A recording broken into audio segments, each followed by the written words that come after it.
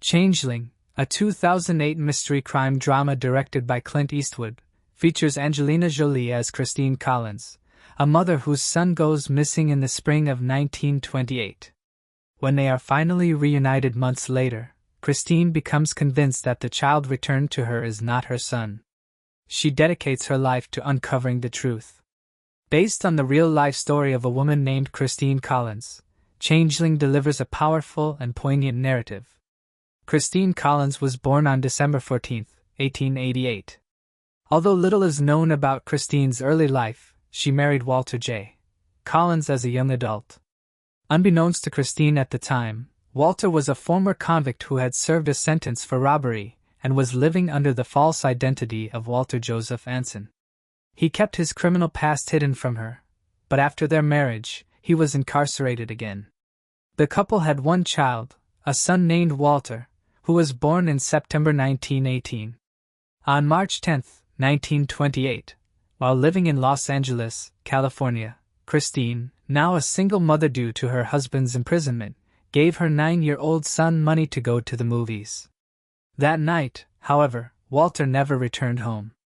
Fearing for her son's safety, Christine immediately reported his disappearance to the police. The case quickly gained national attention. Throughout the investigation, detectives pursued over 100 leads, many of which turned out to be false or deceptive. Reports of Walter being spotted came in from across the country. A Glendale gas station attendant reported seeing a young boy in the back of a car, his neck obscured by newspapers. Neighbors told police they had seen Walter in a vehicle with 2 foreign-looking individuals, pleading to be let go. Witnesses also claimed to have spotted him in Oakland and San Francisco. Some residents reported being approached by a couple, seemingly of Italian descent, asking for Walter's address. Despite these leads, as months passed, neither Walter's whereabouts nor any definitive clues emerged. The LAPD, under mounting pressure from its superiors, struggled with the burden of resolving the high-profile disappearance. Despite the media's critical reporting on the lack of progress in Walter's disappearance, the only theory they proposed was that he had been abducted as retaliation for something his father had done. However, no suspects were ever identified, and the theory went no further. 5 months after Walter's disappearance, the police unexpectedly contacted Christine with what seemed to be positive news. Her son had been found. Christine was both shocked and overjoyed when the police informed her that Walter had been located in DeKalb, Illinois, where he had miraculously escaped captivity and turned himself in. Before Christine arranged for Walter to be transported back to Los Angeles, they exchanged several letters and photographs. However, when they reunited, Christine felt something was amiss. While the boy resembled Walter, he lacked knowledge of key details about his life, such as his father's name, Captain J.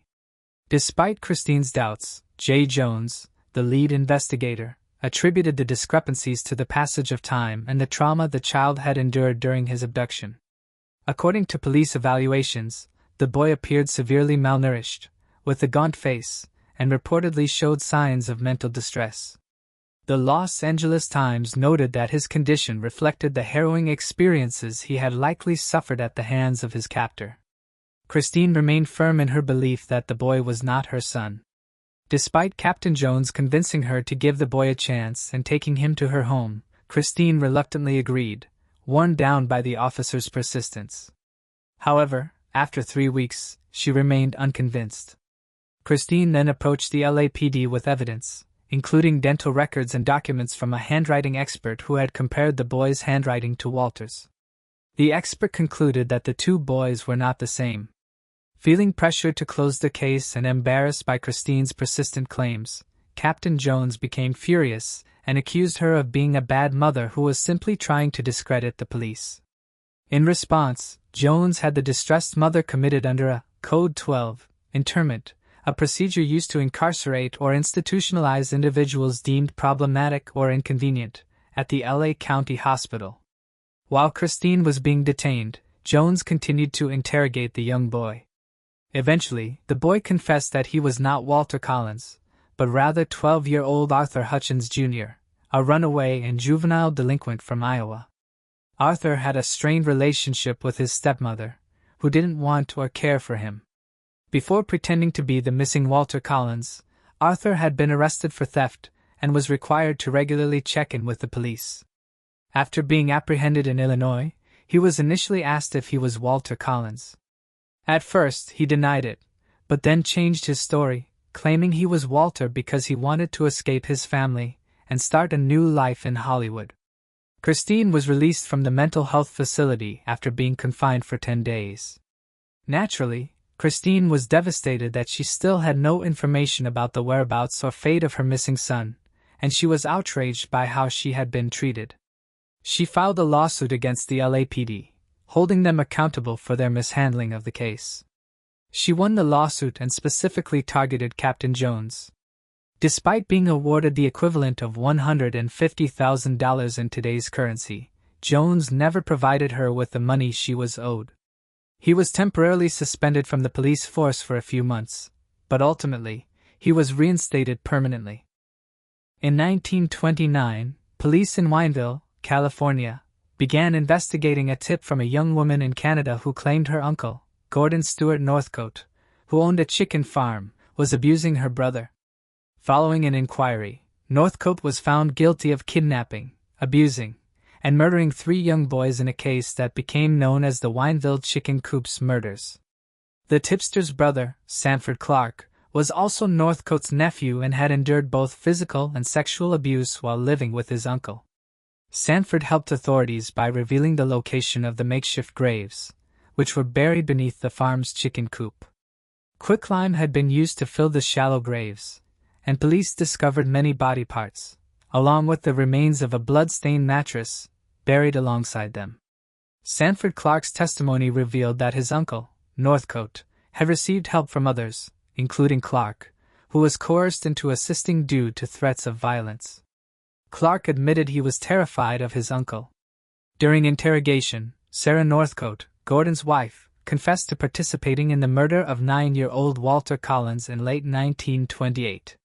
She was sentenced to life in prison without the possibility of parole. Forensic evidence recovered at the farm confirmed the identities of the victims. The exact number of sets of remains found in the graves remains unclear. Authorities believe that Walter Collins may have been one of Northcote's victims, although neither his clothes nor his remains were found with the others. On February 13, 1929, Gordon Northcote was convicted of the 3 murders and sentenced to death. He denied any involvement in Walter's disappearance. Meanwhile, his mother attempted to retract her confession, offering several inconsistent and erratic statements to the authorities. Gordon Northcote's story was inconsistent. Initially, he admitted to killing 5 boys, but later revised his claim, stating he had only killed 1. He eventually told a prison officer that he had killed up to 20 children. Despite Sanford Clark corroborating Sarah Northcote's account of her involvement in Walter's murder, Christine Collins chose to believe that her confession was false. While Gordon awaited execution, Christine wrote to him, and she was granted permission to speak with him just before his death. However, just before his execution, Gordon Northcote abruptly changed his mind and told Christine Collins, "I don't want to see you," after previously promising to explain what had really happened to Walter. He denied any involvement, saying, "I have no knowledge about it. I'm not guilty." On October 2, 1930, Gordon Northcote was executed. 5 years later, a child and his parents came forward, claiming that the boy had gone missing in 1928. The police received a report from his parents, and initially assumed he might be one of the other victims of the Northcotes. Neither Sanford Clark nor the Northcotes had ever mentioned an escaped boy to the authorities. This discovery renewed Christine Collins' hope, as she believed her son might have escaped before being murdered. Tragically, Christine's husband passed away in 1932, still believing in the possibility of Walter's survival. For the rest of her life, Christine continued to search for her missing son. She made several attempts to collect the money owed to her by Captain Jones, even taking him to court twice in 1941, but she was never paid. Christine passed away at the age of 75 in 1964 and was buried in Los Angeles. To this day, the whereabouts of Walter Collins remain unknown. If you're fascinated by unsolved mysteries and enjoying the video so far, make sure to hit that subscribe button and give this video a thumbs up to stay updated on all our latest content. Moving on to the next mystery. The White River Light Station offers a unique and uplifting twist to the usual haunted tale, as the reported paranormal presence has seemingly brought cheer to the staff who work there. This historic lighthouse, located in Whitehall, Michigan, stands as a tribute to the many lighthouses that once dotted the region, embodying the rich maritime heritage of the state. Although the light was deactivated and shut down back in 1960, its lens still remains in the museum located next to the tower for those who wish to see what the site would have looked like on a foggy night back in the late 1950s. Another piece of history that is still around to see for visitors is that of a ghost of whom apparently likes to assist with the maintenance and dusting of the location. Captain William Robinson, the light's first keeper, had served at the lighthouse for more than 47 years before passing away in the main room of the building. The museum curator has often reported that if she were to leave a dust rag near any display case, she will often return to find the rag moved, the entire case completely dusted and maintained. This is believed to not be Captain William Robinson's doing, however, but his wife, of whom had also passed away in the building, as she was known to be fixated on cleaning and could have had a very early form of OCD. Captain William Robinson is believed to rather be the one roaming the halls that often leave visitors reporting of heavy footsteps or running throughout the station. Moving on to the next mystery. Born in Florida in 1953, David Allen Gore exhibited troubling behaviors from a young age. His first job as a gas station attendant ended when he was fired after his supervisor discovered that Gore had been spying on unsuspecting customers through a hole in the women's restroom. Although he never held an official law enforcement position, as an adult, he became involved as a volunteer, participating in activities as an accomplice. The media would later dub them the Killing Cousins. Throughout the 1980s, David Gore and his accomplice, Waterfield, operated in Vero Beach and Indian River County, Florida. On February 19, 1981, they committed their first crime when Gore, showing a fake police badge, persuaded 17-year-old Ing Ling into his truck. He then took her to her home, where he met her 48-year-old mother, Shin Ling, and decided she would also become one of their victims. Gore would later confess to authorities that he and Waterfield had sexually assaulted Ing Ling, and he had tied Shin to a tree, where she suffocated to death.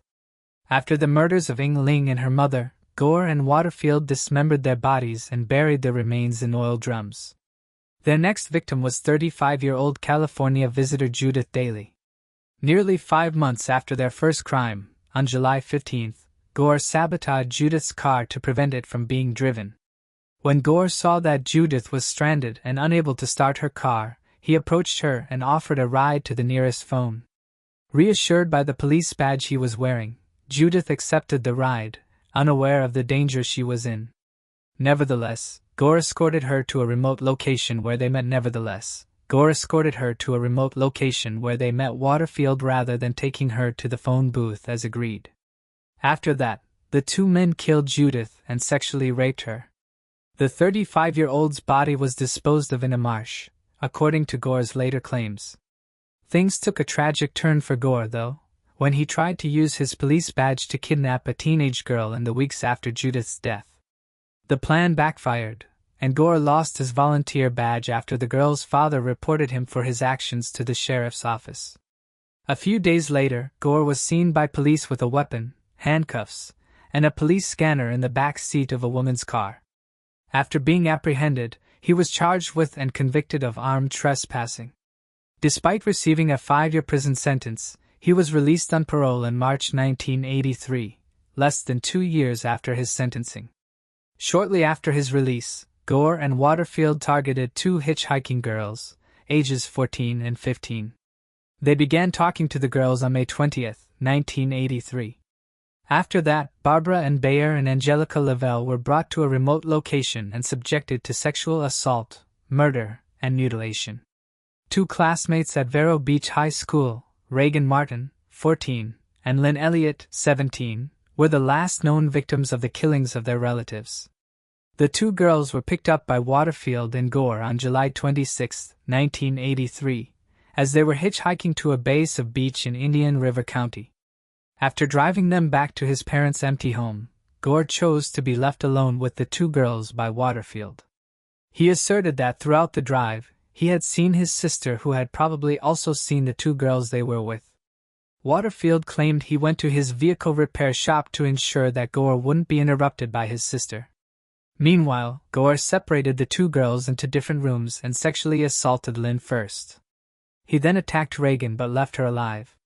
During this time, Lynn managed to escape from the house, despite having her hands bound behind her back.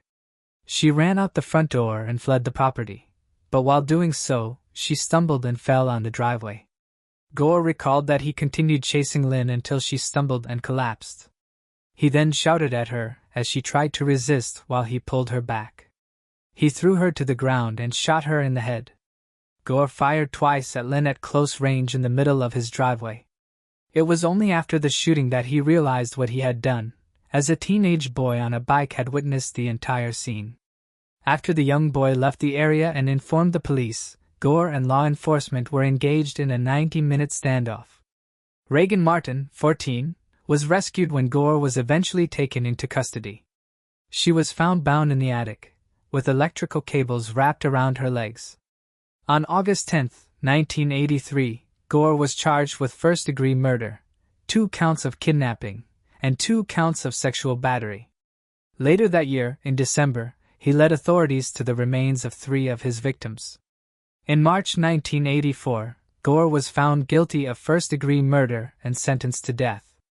The following year, Waterfield was found guilty of the murders of 14-year-olds Barbara Bayer and Angelica Lavelle, and was sentenced to life in prison with a minimum of 50 years.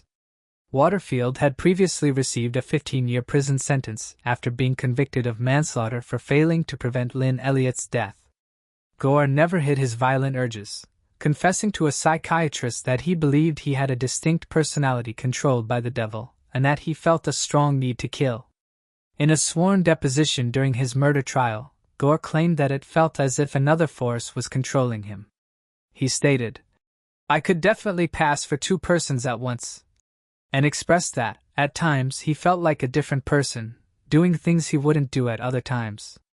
Although he insisted that he didn't want to kill anyone, he admitted to having a fixation on taking other people's lives. Despite these claims, Gore was known to keep trophies from his victims. Above all, Gore would collect his victims' hair as mementos. Despite being known to respond to letters while incarcerated, he never seemed to express any remorse for his actions. Instead, he often shared graphic details about his crimes. His letters, filled with disturbing content, led Florida Governor Rick Scott to set a specific date for Gore's execution, citing his lack of concern for his victims. Despite his conviction, Gore continued to claim his innocence. At the age of 58, David Allen Gore was executed by lethal injection on April 12, 2012. Moving on to the next mystery. The final image taken by the Soviet Union's Phobos 2 mission has become a subject of fascination and speculation. Launched in 1988, the mission aimed to study the Martian moon Phobos in detail. However, it encountered an unexplained anomaly that cut its journey short, leaving behind a mystery that still intrigues space enthusiasts. Known as the Phobos 2 anomaly, this incident remains one of the most puzzling in space exploration. Before losing contact, Phobos 2 successfully entered Mars' orbit and began transmitting data about its primary target, the enigmatic moon of Phobos. It captured valuable images and data of the Martian moon, providing valuable insights into its composition and surface features.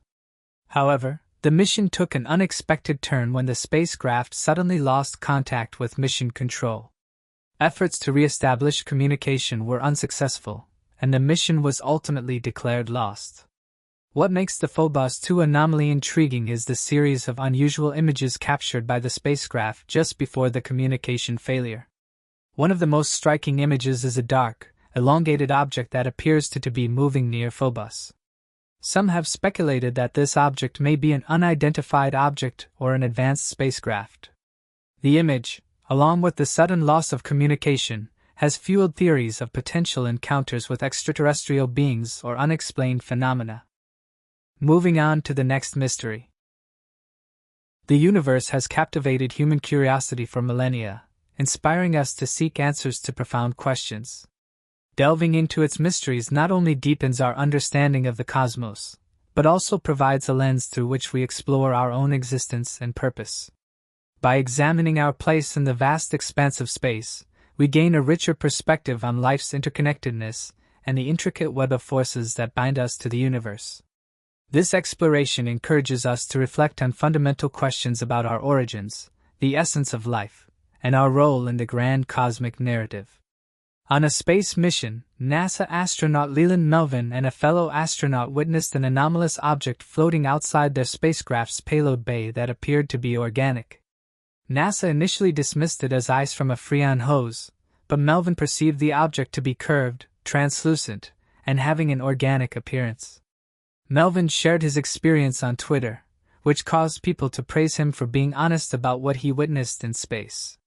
The occurrence reignited the curiosity of the existence of advanced beings and the likelihood of meeting them while exploring space. Despite NASA's clarification, Melvin's personal testimony triggered doubts about whether there was additional information undisclosed to the public. This event once again points out the dilemma on whether we are the only intelligent life forms or if there are others out there. Melvin's experience contributed to the ongoing argument regarding the presence of advanced life and the possibility of meeting them when venturing into space. While we cannot predict what the future holds, we can relish the excitement of uncertainty until more information is available. Randy Kramer, also known as Captain K, is an individual who has made extraordinary claims about his alleged involvement in a top-secret military program that sent him to Mars for a period of 17 years. According to Kramer's accounts, he was recruited into the Marine Corps Special Section, a covert military organization, and underwent training to prepare him for a mission to Mars. He claims to have participated in various operations and encountered advanced beings during his time on the Red Planet. Kramer's story includes details of advanced technology, encounters with other military personnel, and alleged interactions with different advanced races. Captain K asserts that he spent 2 decades serving in a specialized unit of the United States Marine Corps stationed off-world. During the majority of that time, he was stationed at an undisclosed Martian base for 17 years before being reassigned to a spaceship for 3 additional years following an unfortunate disaster. Randy Kramer claims that as far back as 1960, the government was actively colonizing Mars, all while keeping this undertaking a carefully guarded secret from the general population. By 1975, various covert bases had been established on the planet's surface, ostensibly assigned to research efforts. Refuting the lies regularly reported to the population of the planet, Captain K reports that the planet is inhabited and the amount of oxygen on its surface is sufficient for human respiration. He personally guarded the borders near one of the northern bases. In this area, according to Captain K, the air is thin, similar to a mountain. The subterranean bases were situated on the planet's surface with roughly 250 individuals stationed at each one for various purposes. One of these individuals was Randy Kramer, tasked with security and patrolling duties. As part of his duties, the Marine and his team were tasked with investigating the adjacent territory and fending off assaults from individuals residing in the area. Throughout his duration in the service, Randy Kramer regularly engaged with envoys from different societies. To the base's north was a group of indigenous beings with insect-like qualities, while to the south lived other beings. The creatures displayed more hostility towards their neighbors, but no actual conflicts erupted. The insect-like beings preferred subterranean living in burrows, while members of other intelligent species inhabited the planet's surface. The connection with advanced beings remained unpredictable. Their response could range from disregarding the presence of outsiders, engaging in talks, or escalating the situation into minor fights. An unexpected emergency forced him to evacuate the planet due to the obliteration of 2 bases caused by intelligent beings that resembled dragons. Although the natives were able to counter the attack, over 500 settlers from Earth lost their lives. After the attack, the survivors chose not to attempt to travel to the southern bases and opted to leave Mars instead. Randy Kramer returned home and continued serving in the Marine Corps, adhering to strict confidentiality protocols surrounding his previous mission. Captain K revealed that the military had to go public because a majority of the nation's population is at risk due to humanity's chosen technogenic development program, which is causing the Earth degradation. As a result, off-Earth bases were established to safeguard genetic information and preserve human DNA. However, it is crucial to note that there is a lack of concrete evidence to substantiate Kramer's claims. His accounts rely solely on personal testimony, which is inherently subjective and difficult to verify independently. The absence of corroborating evidence, such as official documentation, photographic evidence, or testimonials from credible sources, raises doubts about the validity of his claims. The International Space Station has served as a platform for scientific research, international cooperation, and technological advancements. It orbits the Earth at an altitude of approximately 408 kilometers or 253 miles, providing a unique vantage point for observing our planet and the surrounding space.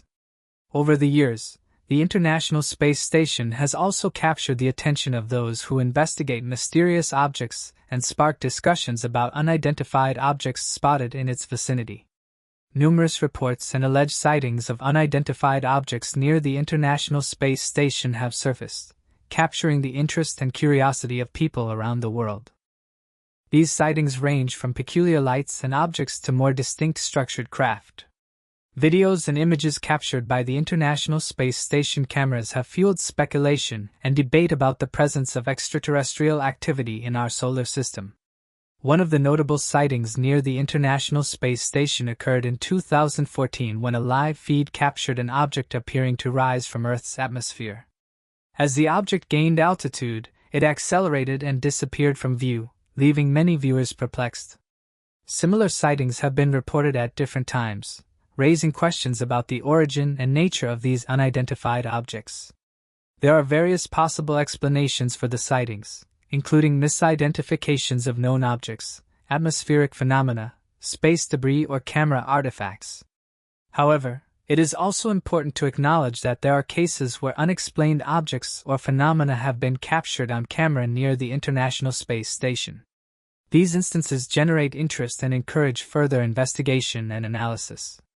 Space agencies such as NASA and other international counterparts thoroughly examine these sightings, utilizing their expertise in image analysis, data interpretation, and scientific inquiry to understand the nature of these events. Exploring the unknown and pushing the boundaries of scientific knowledge is an integral part of human nature.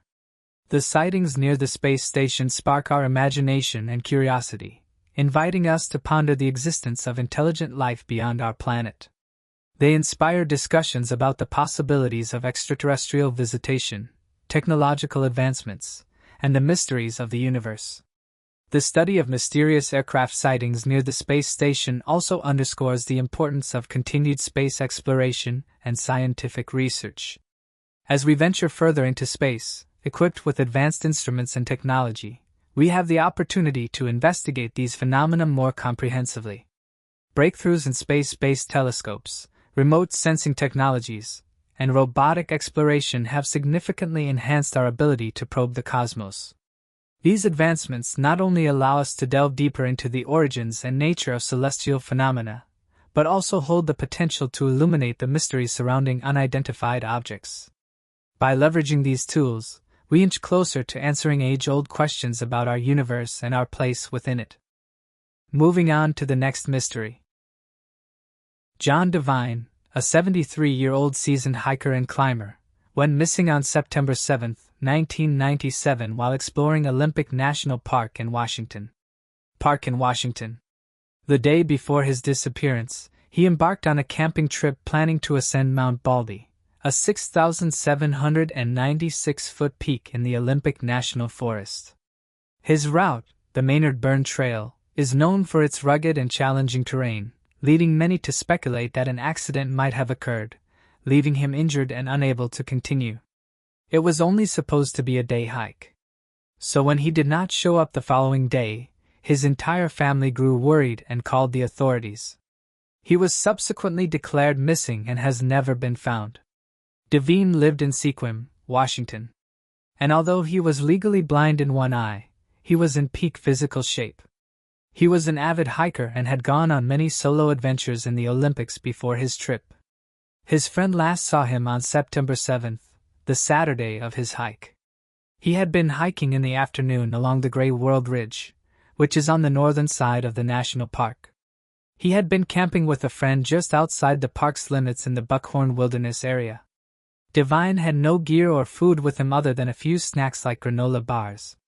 Although authorities conducted a search and rescue immediately, it was cut short due to a fatal helicopter crash. Shortly after taking off the mountain, a Bell 20501 rescue helicopter crashed at the 5,000-foot level of Mount Baldy, about 20 miles south of Port Angeles. The crash ended up taking the lives of 3 people: Kevin Johnston, 35, the pilot, and a seasoned flight instructor, Rita McMahon, 52, a volunteer who trained search dogs, and Taryn Hoover, 31, a seasonal park employee. Another 5 people were also injured in the crash. The helicopter crash was caused by the deteriorating weather conditions as it started to cold and snowy once the search began. The mountainside was too rugged and dense for volunteers to search through properly, so investigators quickly brought the teams back in before it got too dark and dangerous for them to be out on the mountain. The sergeant from the sheriff's office, who was in charge of coordinating the search team, explained to reporters and volunteers that if Devine had indeed been hiking in that area, then they would have already discovered him by now. If he had been unfortunately injured during a fall, it was improbable that he would have survived until that point in time. The search for John Devine was called off on September 13th, less than a week after it began, much to the disappointment of his family. The leading theory is that he was ill-prepared for his hike and suffered a severe injury that caused him to lose his life. No matter the level of experience, hikers should always take nature seriously and prepare themselves for any situation. When coupled with the cold weather, it would have been difficult for Devine to survive an accident. Unfortunately, we will never know as he was never found in the forest, and his disappearance remains a mystery to this very day. Moving on to the next mystery. Many of us ponder how we might appear if we had lived 1,000 years ago, or were born 1,000 years into the future. But have you ever imagined what humans could look like 1,000,000 years from now? Surprisingly, every aspect of our environment, from technology to climate, plays a significant role in shaping our evolution as a species. The life on Earth is constantly evolving and this process never stops. We as part of this planet, and living things are always evolving.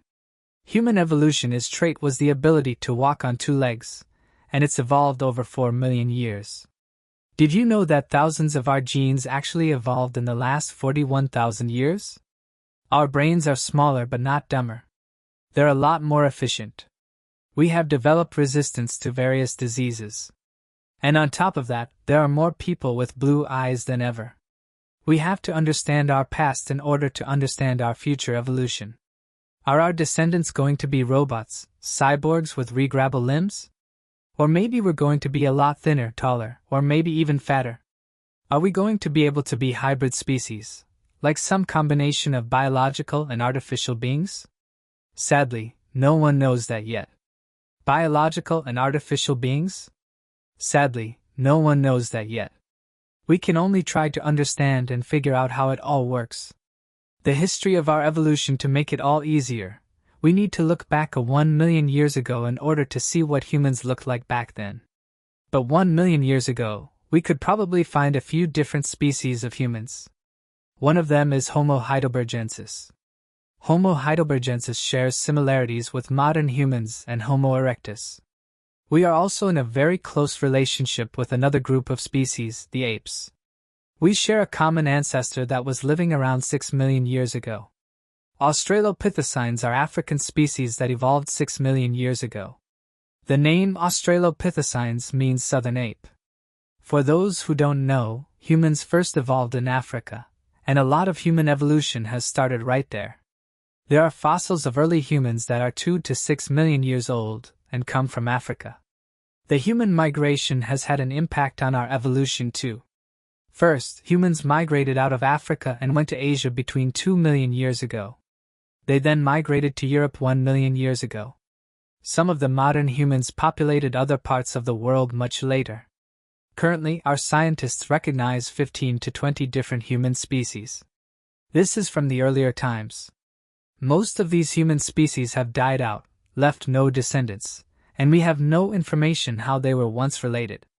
To jump over to our recent history, in the last 10,000 years, humans had to adapt to various different changes. Plenty of food and agricultural living brought us towards many health problems. Luckily, right now, we have science that helps us treat some of these health problems. If you look closely in terms of our looks, humans actually became taller and fatter in some body areas. Thomas Moreland, Associate Professor in Bioinformatics, has a theory. He claims that we could evolve to actually be smaller. That way our bodies would need a lot less energy, and it would turn out to be handy on a planet that is so overpopulated. Technology changes our evolution too. Many scientists have come forward and said our future evolution requires technology. Right now, we use implants to fix some elements of our bodies that are broken. When you think about it, technology plays a huge role in our lives right now. We use computers on a daily basis. We have smartphones, and we no longer even have to use a pencil. We are developing our own skills and traits by following our own technology, which might be great but has the downsides too. You've probably heard of designer babies. It might sound unreal at first, but it's actually happening. Scientists have managed to find a way to change the genes of an embryo. And right now, we are still unsure what's going to happen about this, but in the future, it could all be easily possible. Some people believe the change of certain genes is unethical, and it would not be right to give anyone a permission to play with genes. Just imagine you were able to give different traits to your unborn child, remove the bad genes, and create a tiny superhuman. It may sound cool and impressive, but it could have implications. This is some kind of evolution too. Thomas Mullen said the following: "What we do with breeds of dogs, we will soon be able to do with humans." For those who are not well informed about genes, genes are actually the segments of our DNA. They provide us with a chemical code that helps us hard to predict the future without understanding the whole evolution part. The entire process of evolution is only a series of natural changes that make species adapt to the environment. All of the organisms and species originated thanks to the process of biological evolution. Evolution is all about how many offspring you have and how many offspring they are going to have themselves. Our nature has different approaches to this, but if you take a look at most of the animals, you will notice that it's all about survival of the species. In the end, we all tried to keep our species at the top and living. The species that wish to stay are required to share a specific location and habitat. Successful species are the ones who manage to reproduce, survive, raise offsprings, and have their offsprings have offsprings. A circle of life, as some would say. It's important to realize that nature will no longer control our evolution so much. We are the ones who decide our own biological future. The famous natural selection is slowly being replaced by real artificial selection. We appreciate technology a lot more than we did before. Bonding has a lot to do with our evolution. Our evolution highly depends on our bond too. Unlike animals, we have the ability to frequently change up a section of beauty itself. Our future evolution will be highly predicted because our beauty standards change every now and then. Just imagine if we all look for partners that have large ears, for example. After a long time, human beings would slowly but surely develop large ears. Basically, we cause the physical differences between our races due to our selection. The preferences and populations have determined all of our physical differences. All of that in just a couple of 1,000 years. It's pretty obvious that we no longer hunt for our food with spears in the forest. Today, there's plenty of food and we can easily pick whatever comes to our mind. There are more fatty foods and unhealthy drinks than ever, and that's why people are becoming obese. One of the possible solutions nature could provide is making us shorter. That way, we could not absorb that much sugar and fat. Another great thing we could do is genetically modify some of our foods, making them less harmful to our bodies. Over the years, scientists have gone forward and said that junk food is not good for us. climate change may shape our evolution. Our planet is one of the planets that changes their climate pretty fast. The Earth has faced many changes between dry and moist periods. There were also glacial freezers that lasted for a long time. These glacial freezers had a huge impact on our living back in the days. Some of the early humans actually managed to survive all of these changes, and our existence confirms they did. Studies have shown that ice ages have forced some of the animal species to move into smaller areas. These areas are usually less dangerous, so they can survive. This makes perfect sense and explains why humans migrate so much at certain times. John Stewart of Bournemouth University believes that all this unstable and shifting climate probably moved human species around the various landscapes in order to survive and reproduce. Just like some of the animals we know, we might have been forced to move from one place to another. Nature might stop trying to change us. We all need to think about this. Nature might just stop changing us. Now, we have the ability to change ourselves without much of a hassle. The technology and science combined makes us a lot more powerful than we think. We can successfully kill diseases, change undesired genes, adapt genes, and be in control of our own evolution. Nature is having less impact on us. The more we use technology and science. Sadly, we are not thinking much about that. We might not need the nature to change us. Maybe we need to change the nature. How to successfully evolve? There is no such thing as successful evolving. Any kind of evolving is positive because it means we are adapting to our environment. If we evolve to easily survive Mars, that's a success. If we evolve enough to survive Mars, that's a success. If we evolve enough to survive and keep on living, that means we succeeded as a human race. Our looks and appearance might not be a lot different in 1 million years, but that will be all for a good reason. Perhaps future humans will need to adapt in fascinating ways, becoming shorter to better process fats and sugars or developing larger ears for enhanced sensory abilities. The truth is no one can predict for sure. What truly matters is that humanity continues to thrive, adapt, and embrace the journey of life, no matter where evolution takes us. So, what do you think we might look like 1 million years from now? Let me know your thoughts in the comments. Moving on to the next mystery. Spring-heeled Jack is a mysterious figure from 19th century England, often described as a bizarre, acrobatic menace who haunted the streets of London and nearby areas during the Victorian era. His name stems from his purported ability to leap extraordinary distances, defying normal human limits. The legend of this eerie character has captivated people's imaginations for generations, blending elements of folklore, urban myth, and perhaps even reports of real sightings.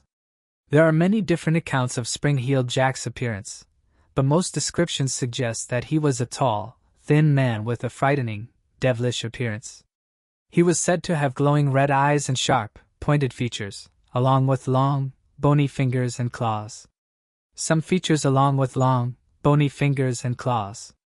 Some accounts describe him as having a cape or wings that allowed him to fly or glide through the air, while others suggest that he wore a black suit. Spring-heeled Jack was said to have a number of supernatural abilities, such as the ability to breathe fire, shoot lightning bolts from his fingertips, and emit a blinding blue flame. He was also said to be incredibly strong and agile, able to leap over tall buildings and run at great speeds. According to legend, Spring-heeled Jack first appeared in London in 1837 when he was reported to have attacked a woman named Mary Stevens. Over the years, there were numerous reports of Spring-heeled Jack attacking people on dark, foggy streets, or in their own homes. He was said to have a particular fondness for frightening women and was rumored to have been responsible for a number of mysterious passings and disappearances. Despite numerous sightings and reports, Spring-heeled Jack was never caught or identified. Some people believe that he was a real person who used elaborate disguises and special effects to create his supernatural abilities, while others believe that he was a creature of the supernatural realm. In modern times, Spring-heeled Jack's origins and true identity remain shrouded in mystery, making him one of the most enduring and enigmatic figures in British folklore. Moving on to the next mystery. Gerard John Schaefer Jr. was born on March 26, 1940, in Neenah, Wisconsin.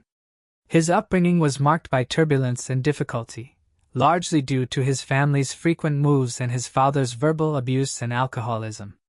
At school, Schaefer was seen as a loner, and from an early age, he exhibited a particular interest in bondage and sadomasochism. As a teenager, he reportedly began peeping and even tied himself to trees in secluded areas in an attempt to induce autoerotic asphyxia. This behavior would later resurface in Schaefer's subsequent killings. After attempting, but failing, to become a teacher for several years, he joined the Wilton Manors Police Department in September 1971 at the age of 25. His time with the department was brief, lasting only 6 months, but he did receive one commendation.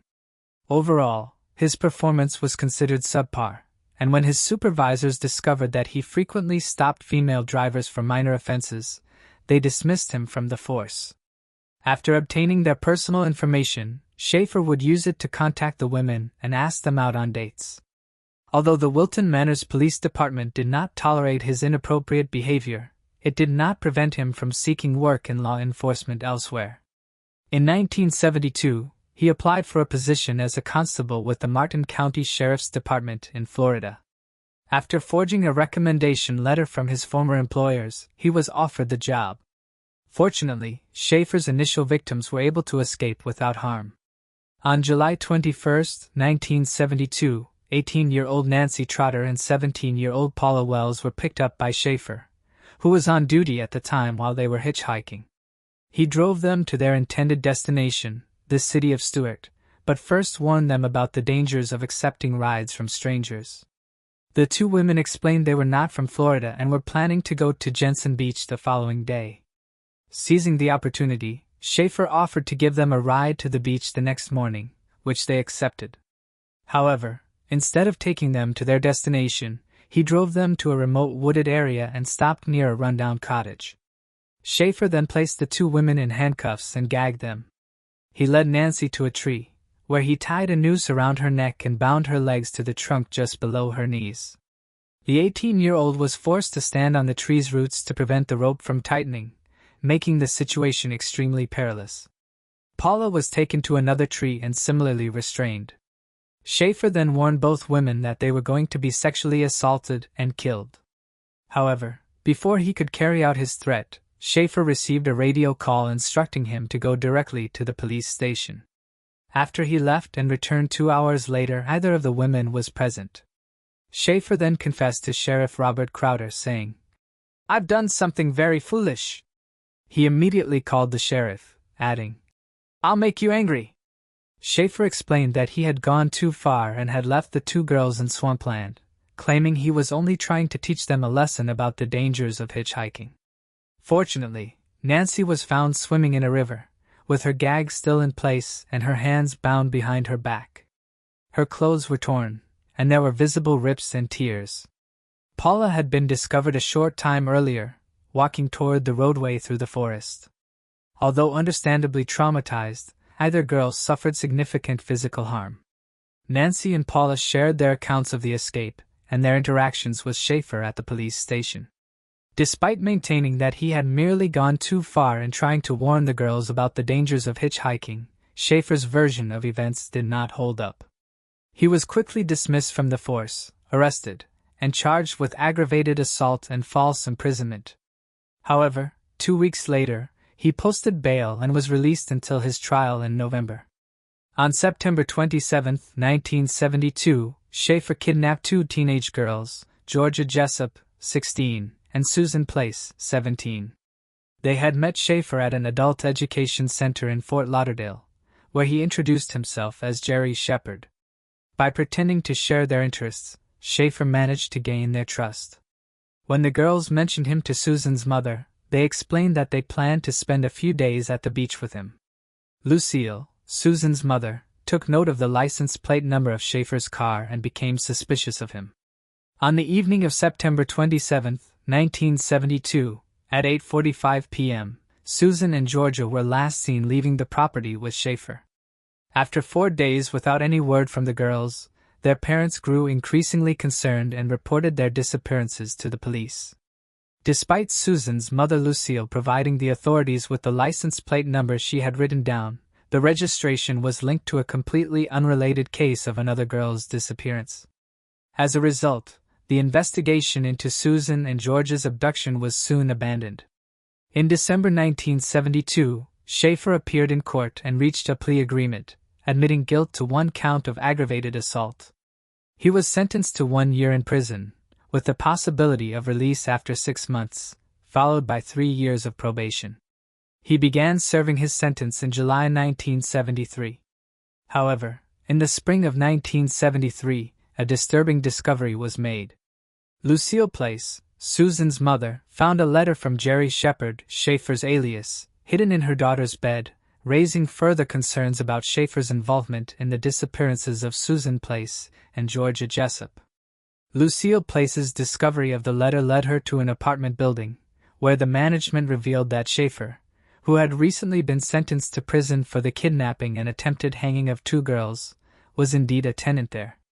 Realizing that she had mistakenly reported the wrong registration number for Schaefer's vehicle, Lucille corrected her error and informed the police. This new information helped authorities connect Schaefer to the disappearance of her daughter and Georgia Jessup. Despite Schaefer's repeated denials of involvement with the girls, on April 1st, the decomposed bodies of Susan Place and Georgia Jessup were found in Oak Hammock Park in Port St. Lucie, Florida, confirming their tragic fate. The remains of Susan Place and Georgia Jessup were found in a highly disturbing state. Very little clothing was recovered at the scene, with the only notable item being a pair of jeans featuring a patch with the image of the cartoon bird Roadrunner from Looney Tunes. The bodies had been scattered by wildlife, and the victims had been bound at the time of their deaths. Further examination revealed gruesome details. Their bones had been severed with a knife or machete, and their spinal cords had been cut through at the lumbar region. Additionally, both victims had suffered fractures to their jawbones, and their heads had been decapitated post-mortem. These brutal findings pointed to the horrific nature of their murders and confirmed the severity of Schaefer's crimes. Upon the identification of the bodies as Georgia Jessup and Susan Place, the police quickly focused their attention on Gerard Schaefer as their primary suspect. The connection was made due to the information provided by Lucille Place, who had previously reported Schaefer's involvement, along with his criminal history. The discovery of a .22 caliber handgun shot wound to one of the body's lower jaws further tied Schaefer to the murders. Georgia Jessup's distinctive Roadrunner jeans were also found at the scene, confirming her identity. Given these findings, law enforcement began investigating Schaefer more intensively, linking him to the disappearances and murders of the 2 young women. The investigation into Gerard Schaefer's activities uncovered a disturbing collection of evidence at his mother's home. Among the items were 300 pages of violent, graphic writings that detailed his fantasies and crimes, including the abduction, humiliation, sexual assault, and murder of young women and girls. These stories were filled with derogatory terms for his victims, whom he described as sluts and whores, and some described how he would return to the crime scenes to engage in necrophilic acts with the bodies, sometimes taking teeth from the skulls as trophies. In addition to his writings, police discovered a large collection of pornography, much of which Schaefer had altered to depict women bound, hung from trees, or shot. The authorities also found numerous weapons, including 11 firearms, 13 hunting knives, and lengths of rope, among other disturbing items. Of particular note was a letter from an Australian man Schaefer had corresponded with in 1970, containing Polaroid pictures of a massacre in the Sahara, along with 37 photos of women being hung or mutilated. This collection of evidence further corroborated Schaefer's violent tendencies and provided investigators with critical insight into his crimes and mindset. The discovery of mementos at Gerard Schaefer's home further solidified the authorities' suspicions about his involvement in multiple crimes. Among the items found in a jewelry box were pieces of jewelry, passports, and clothing that appeared to belong to women he had abducted and murdered. One of the most significant findings was a gold lock with the name, Lee, engraved on it, which was linked to Lee Bonadies, a woman who had gone missing in September 1969. Schaefer had been her neighbor that year, making the connection between the lock and bonnet eyes all the more damning. The presence of such personal items, taken from his victims, was a chilling reminder of Schaefer's tendency to keep souvenirs from his crimes, a common trait among serial killers. These discoveries, coupled with the detailed evidence of his violent fantasies and actions, painted a horrifying picture of his activities and the extent of his crimes. The discovery of additional items in Gerard Schaefer's possession, such as a heart-shaped charm with the initials MTN and Barbara Wilcox's driver's license, only deepened the mystery and confirmed his connection to more victims. The charm, which has yet to be linked to any identified individual, adds to the list of items that appear to be mementos taken from Schaefer's victims. Barbara Wilcox, who was 19 years old, had disappeared in January 1973 while traveling with her friend Colette Goodenough. The two women were last known to be traveling from Sioux City, Iowa, and their disappearance had gone unsolved. With the discovery of Barbara's driver's license and Colette's passport in Schaefer's home, authorities began to realize that their disappearances were likely tied to Schaefer's murderous activities. These items provided further evidence that Schaefer had preyed on young women across a wide geographical area, and the case was now even more complex as investigators sought to link Schaefer to these additional disappearances. Gerard Schaefer's connection to multiple victims was further solidified by the discovery of additional evidence linking him to several disappearances. At the time of Barbara Wilcox and Colette Goodenough's disappearances, Schaefer was known to have been in Cedar Rapids, Iowa, placing him near the location where they were last seen. When their remains were discovered in 1977, investigators found key pieces of evidence that firmly implicated Schaefer as a serial killer, even though he was only charged with the murders of 2 victims. On Schaefer's mother's property, authorities uncovered bones and teeth belonging to at least 8 victims. In addition to these human remains, investigators found other chilling evidence that tied Schaefer to his crimes. At Schaefer and his wife's shared residence, they discovered a suede purse belonging to Georgia Jessup, which Schaefer had allegedly given to her as a gift 2 months after her disappearance in 1972. Further items found included 2 human teeth, multiple knives and firearms, and a blood-stained pillowcase that had been poorly cleaned, suggesting a violent encounter. These findings, along with the ongoing investigation, painted a clearer picture of Schaefer as a ruthless serial killer, responsible for the deaths and disappearances of numerous young women and girls. Despite his conviction for only 2 murders, the evidence suggested that Schaefer's crimes were far more widespread and that he had taken trophies from many of his victims.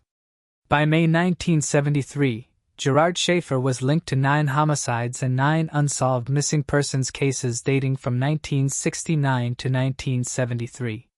Despite these connections, a local newspaper published a list of 28 individuals, both murdered and missing, whom investigators believed might have been victims of Schaefer. On May 18, 1973, Schaefer was formally charged with 2 counts of first-degree murder in connection with the deaths of Georgia Jessup and Susan Place. After a trial that concluded in September, he was found guilty on both counts. Schaefer was subsequently sentenced to 2 consecutive life terms in prison. Despite being convicted of only 2 murders, the overwhelming evidence and the connections to numerous other disappearances cemented his status as a notorious serial killer. However, Schaefer's true body count remains uncertain, as many of the cases connected to him were never fully resolved. Despite the overwhelming evidence against him, Gerard Schaefer maintained his innocence throughout his trial and incarceration. He repeatedly claimed that he had never met Georgia Jessup or Susan Place, and even went as far as accusing them of being promiscuous, heroin addicts, cop informants, and disrespectful to their parents.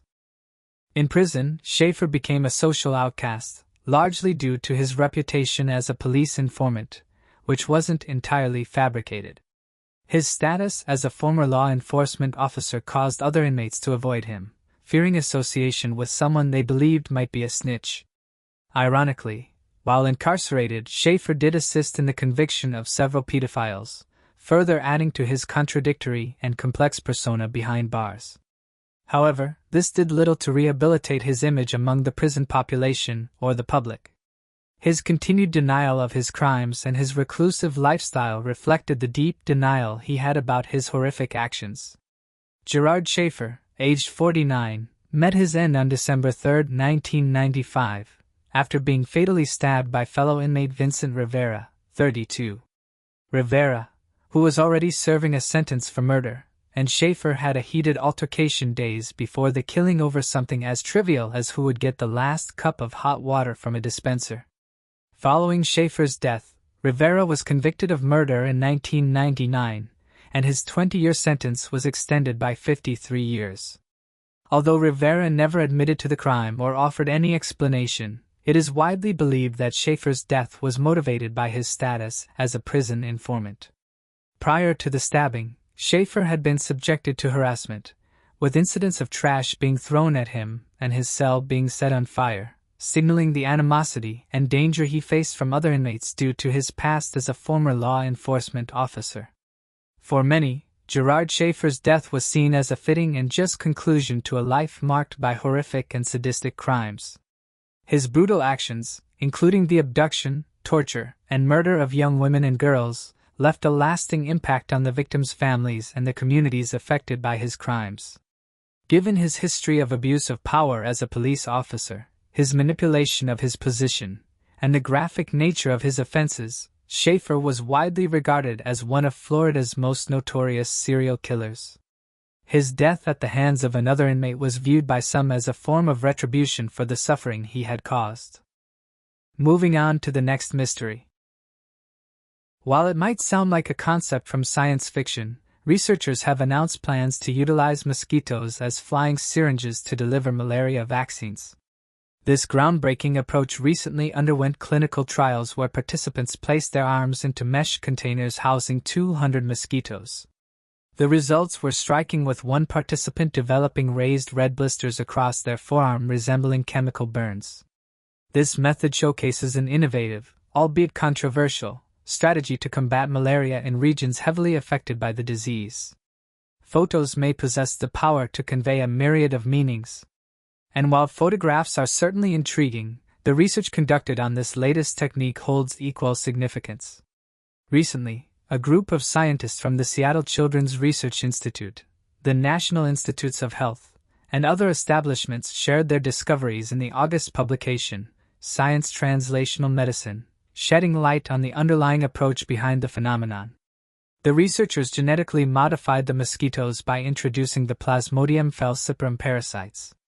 Unlike previous attempts at creating malaria immunization using parasites, this is the first time this technology has been employed to modify the parasites in a way that allows them to carry malaria without causing illness in humans. According to University of Washington, Seattle researcher Sean Murphy, mosquitoes are like 1,000 tiny flying syringes that they will utilize in their research. Throughout the research, out of the total 26 participants, 14 individuals were exposed to malaria and approximately half of them acquired the disease. This implies that the current effectiveness of the method stands at approximately 50%, indicating potential for enhancement. Contrary to expectations, researchers explained that the objective is not to release a large number of mosquitoes that protect against malaria instead of transmitting it.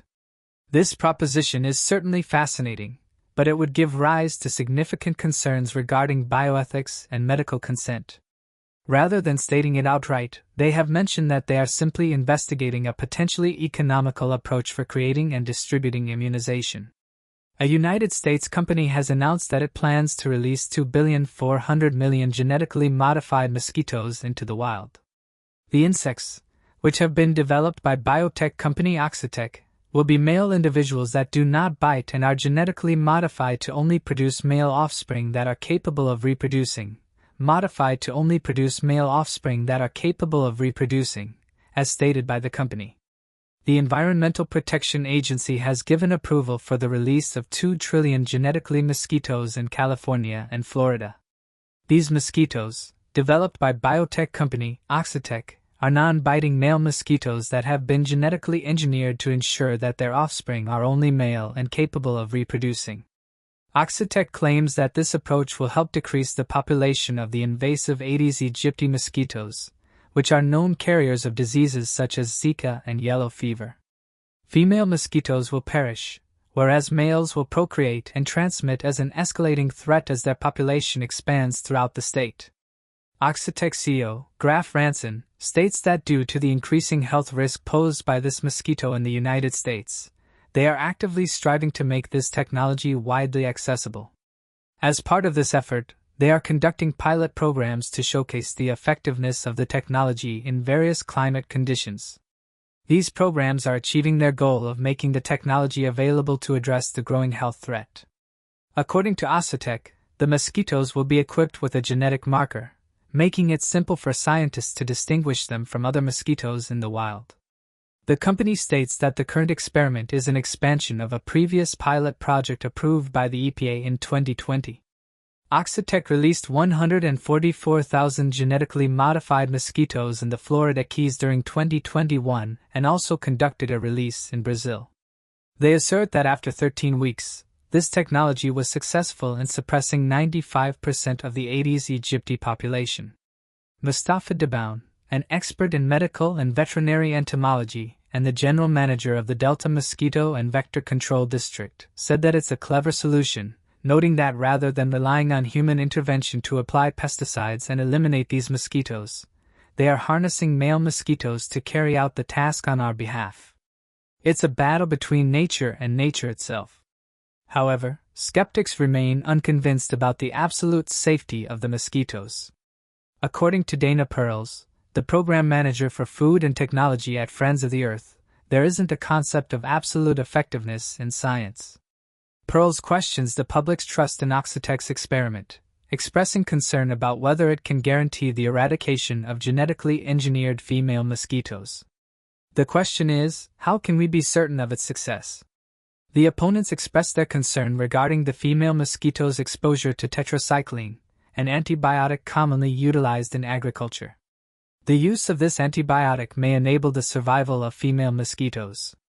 Supporters argue that mosquitoes typically do not venture beyond a 500-foot radius from their place of origin. According to regulations imposed by the EPA, the release of these mosquitoes is prohibited within a 500-meter distance from wastewater treatment facilities, areas where commercial citrus, apple, pear, nectarine, and peach are grown, as well as commercial livestock producers of cattle, poultry, and pigs. The idea of using genetically engineered mosquitoes as a tool for disease prevention has sparked significant debate. Critics argue that this approach ventures into uncharted territory with potential risks that are not fully understood.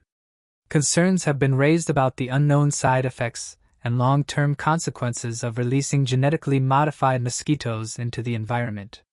Dr. Robert Gould, president of San Francisco Bay Physicians for Social Responsibility, underscores these concerns, noting that once released, genetically modified mosquitoes cannot be recalled. He advocates for a cautious approach, stressing the need for transparency in data sharing, comprehensive risk assessments, and rigorous testing within controlled environments before any large-scale implementation is considered. Skeptics emphasize the importance of balancing innovation with responsibility to ensure that the benefits outweigh potential ecological or health-related risks. Moving on to the next mystery. The Point Sur Light Station is perched on a rocky coastline shrouded in near constant fog along California's Big Sur. This iconic landmark, situated at the small port town, has long been a beacon of safety in the treacherous waters of the bay. Despite the year-round fog and the hazardous rocky terrain, the light station continues to shine as brightly today as it did when it was first built in 1889. Located atop a towering volcanic rock just offshore, it remains a popular destination for visitors drawn to the scenic beauty and rich history of the area. Although no one can find histories of deaths in the region or other terror-inducing tales, that has not prevented rumors among the tourists and the locals spreading about strange specters seen manifesting and appearing in the area. Shapes will often be reported dancing in the fog that take the form of shadowy people, and moonlight tours are available for all of those who wish to experience the area in a more sinister atmosphere. Thanks for watching. I hope you enjoyed exploring these intriguing unsolved mysteries with me. If you found the video fascinating, Don't forget to give it a thumbs up and subscribe to Unsolved Mystique for more deep dives into unsolved mysteries. Your support helps me bring you more compelling content. Leave a comment below with your thoughts or any mysteries you'd like me to cover next. See you in the next video.